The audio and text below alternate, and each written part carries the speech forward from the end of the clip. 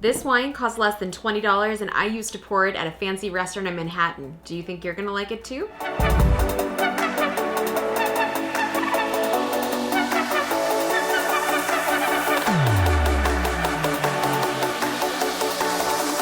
Hey guys, what's up? How are you? I am back in Napa Valley. It was a really fun week down in Southern California, hanging out in Palm Springs. Then we were in Newport Beach. Then we were in Huntington Beach.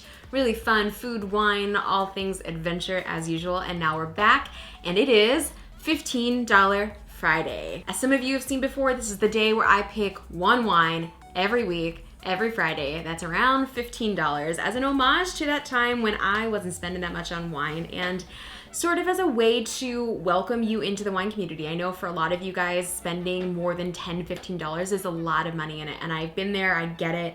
I remember back before when I was a sommelier, it was a lot to get me into a wine store and pay 15 bucks. So stepping stones, I think it's really important to start somewhere, and I'm finding you wines that are in or around that $15 price tag that you can go and find and buy on wine.com. So easily accessible all over the country and have shipped right to your house. So this week I am pouring a wine that I actually used to serve at a really nice restaurant in Manhattan where I was the somm. It was a wine that I got turned on to by another sommelier who loved the region of Portugal. Prior to being introduced to this wine, I was sort of under the assumption that Portugal only made port, but I was very, very wrong, of course. So Portugal actually makes a ton of different wines. They make beautiful reds, beautiful whites, not just sweet wine. They make dry, big, bold red wine. So if you're somebody that loves a big, juicy, soft, velvety red wine, I think this is gonna be right in your court. So this is actually made from the exact same varietals that would be made to make port wine, and the big difference here is obviously one, port is fortified, so they actually add grain alcohol or neutral spirit to arrest fermentation, keep the sugar in there, and then of course elevate the alcohol. Here they're just making the same wine. They're not adding any sort of grain or neutral spirit to it. They're just making the wine and they're fermenting it completely dry, meaning all of the sugar is completely removed from the actual wine and you're left with a fermented alcohol beverage called wine. So anyway, this is made from Touriga Nacional, Tintoret's Touriga Franca. It's a blend of all three of those grapes, all of which are native to Portugal, and we're gonna get this open right now. You guys are always watching me smell that cork. I'm just usually double checking to make sure I don't smell anything funky on the end of that, because sometimes if I smell like wet newspaper, it can be an indication that the wine is corked. This wine is not. This is sound. So I'm gonna stick my nose in this glass right now and see what's going on. And the reason I really loved these wines was I felt like they had a lot of texture, they had a lot of body, they had a lot of really great ripe fruit, but the alcohol never felt out of balance. It always felt, even though it was high, and this wine is 14.5% alcohol, as long as alcohol is integrated, I don't mind. I don't mind when it's a little bit elevated. It actually gives it a little bit of viscosity and weight and body to a wine. So 14.5 on this little Quinta de la Rosa from the Douro region in Portugal. And I love this wine because it always reminds me a little bit of like that Cabernet nose that has really great ripe red fruit, black fruit, and the quality is always more New World than Old World, meaning it doesn't have a lot of earthiness to it. It's not very green wine. It's not that savory. It really smells like ripe California wine in a really great way. And that's exactly what this smells like. It's a little bit herbs de Provence. There's like a little bit of lavender on here. It's really a pretty soft nose. It almost has a Grenache quality to it. If you're familiar with the Grenache grape, there's a little bit of that like fruit roll up, a little bit of that riper, sweet, more succulent fruit. So that's what's going on the nose right here.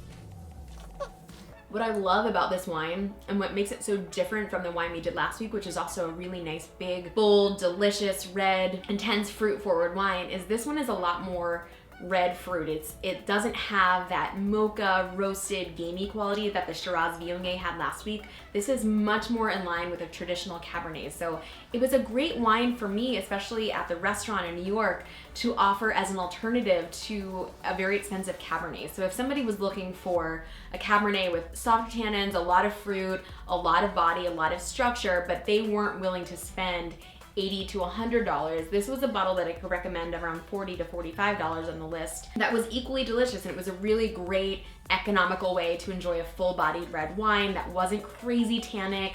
It had a lot of texture and a lot of quality to it. So I really love this wine for that reason. Like I said, that alcohol is very integrated. It doesn't feel terribly hot on my throat. It doesn't feel like, you know, somebody made grape juice and poured vodka into it, which sometimes cheap wines can taste like, and that's really my issue with inexpensive wine. Is a lot of times those wines feel out of balance. They taste cheap, they taste like oak chips, they taste like they've been made with synthetic things, and this doesn't. This tastes like actual wine that has actual quality to it. Another great hack that I've talked about before, just get yourself a nice glass. Just spend 50 bucks, make that investment in yourself, and get one really nice Zalto glass or Riedel glass, something that makes you feel a little bit fancier. And I promise it does make a difference. I've done side by side of really terrible glasses and really great glasses, and it does improve the flavor and the texture of the wine by a lot. And that can help to, you know, make you feel a little bit nicer about the wine that you're drinking, and maybe is a nice stepping stone in the direction of whatever wine path you're on to, I don't know, just upping your level, upping your enjoyment of wine. It's a nice way for me to enjoy all types of wines, cheap or expensive, and have a really nice glass to play with it in. All right, guys, that is your $15 Friday. And just to break it down for you one more time, got the QUINTA de la ROSA. That is the producer of this wine. Estate Red is the cuvee of this wine. It is from the Douro region in Portugal, and it's a 2012 vintage.